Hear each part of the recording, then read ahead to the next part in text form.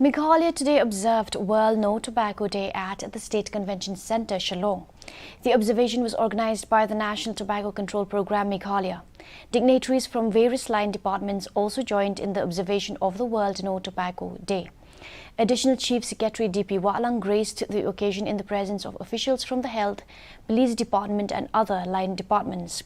School students were also present to witness the harmful and deadly effects of tobacco and to take the opportunity to raise awareness on the same. Awards were given to teachers and students, district and block education officials for their support in implementation of the program. On the occasion, a fact sheet on environmental burden due to tobacco product waste in Meghalaya was also released.